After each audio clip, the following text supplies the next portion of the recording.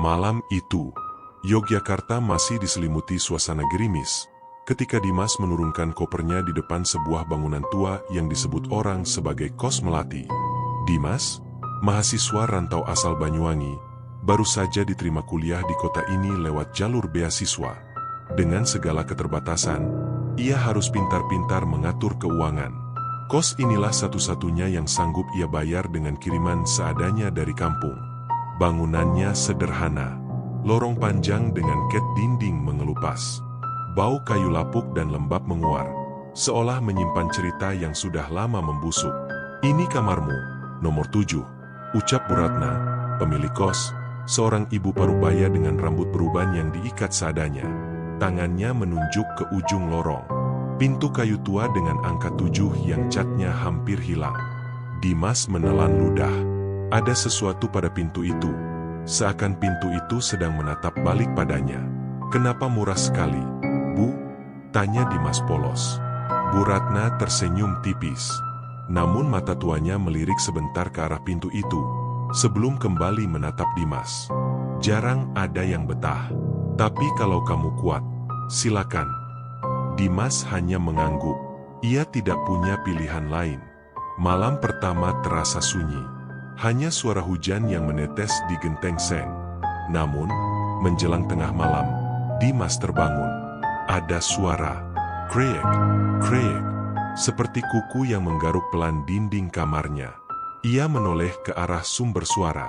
Tembok pucat, kosong. Namun suara itu jelas, berasal dari balik dinding. Dimas menahan napas, karena ia tahu, kamar sebelahnya kosong. Hidungnya juga menangkap sesuatu.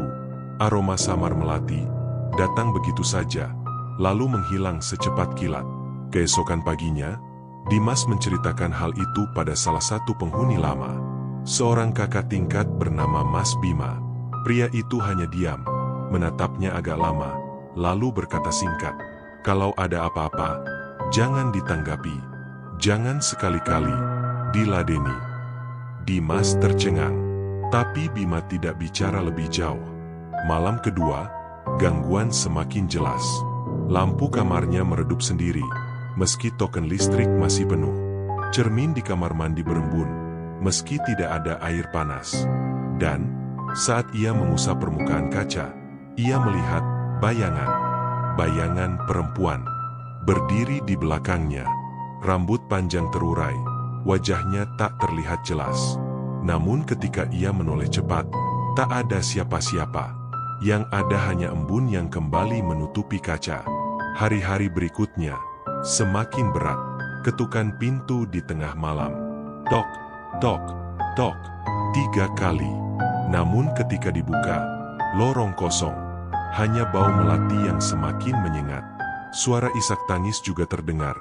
Lirih, seolah datang dari bawah ranjangnya. Dan puncaknya, malam itu, ia terbangun karena tubuhnya tak bisa bergerak. Ketindihan, sesuatu yang dingin, duduk di dadanya.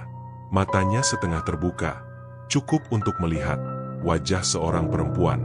Pucat, bibir membiru, mata hitam kosong menatapnya lurus, tanpa kelopak. Dimas berusaha berteriak, tapi suaranya terkunci. Ia hanya bisa menutup mata erat-erat, hingga semuanya menghilang. Dimas tidak tahan lagi. Ia harus tahu kebenaran. Ia kembali menemui Mas Bima. Dengan desakan, akhirnya Bima membuka suara. Kamar itu dulu ditempati seorang mahasiswi. Namanya Aulia. Pendiam, sering belajar sendiri. Tapi suatu hari, ia menghilang. Katanya kabur. Tapi, ada yang aneh. Di kamarnya, ada bercak merah di dinding. Dan, sejak saat itu, tidak ada yang betah di sana. Bima berhenti sejenak, menelan ludah. Orang bilang, Aulia masih ada di kamar itu. Malamnya, Dimas memberanikan diri menggeledah kamar. Ada satu bagian lantai kayu yang terasa berbeda saat diinjak. Lebih kosong, lebih rapuh. Dengan obeng, ia congkel papan itu. Dan di dalamnya, ada bungkusan kain lusuh. Tangannya gemetar saat membuka. Di dalamnya ada foto seorang gadis berambut panjang. Wajahnya tenang. Ada helaian rambut hitam yang digulung. Dan sebuah buku catatan. Dimas membaca dengan mata bergetar. Isi catatan itu adalah tulisan Aulia. Tentang malam-malamnya yang dihantui. Tentang suara-suara dari bawah ranjang. Tentang bayangan perempuan yang selalu menatapnya di cermin. Namun, halaman terakhir membuat darah Dimas membeku. Aku tidak bisa keluar. Bu Ratna menyuruhku tetap di sini. Dia yang mengurungku. Dimas terdiam. Tangannya dingin. Pikirannya kacau. Apa maksudnya?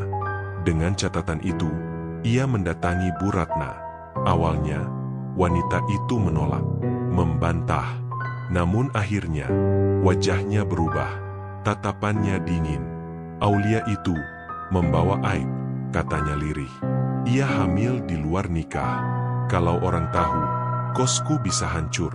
Aku tidak punya pilihan. Suara Bu Ratna bergetar, namun matanya tetap dingin. Aku harus menutup mulutnya selamanya. Dimas mundur, ngeri, tubuhnya gemetar. Ia akhirnya mengerti. Aulia bukan hanya hilang, ia mati di kamar itu. Dan Bu Ratna yang membunuhnya. Saat Dimas hendak lari, lampu kos tiba-tiba padam. Lorong menjadi gelap pekat. Dari ujung lorong, pintu kamar nomor 7 terbuka, perlahan. Create. Dan di sana, berdiri sosok perempuan berambut panjang. Wajah penuh luka. Bibir pucat tersenyum getir. Tangannya menunjuk lurus ke arah Bu Ratna. Bu Ratna berteriak histeris. Tubuhnya jatuh ke lantai. Matanya melebar ketakutan. Hingga akhirnya ia terdiam. Tidak bernapas lagi.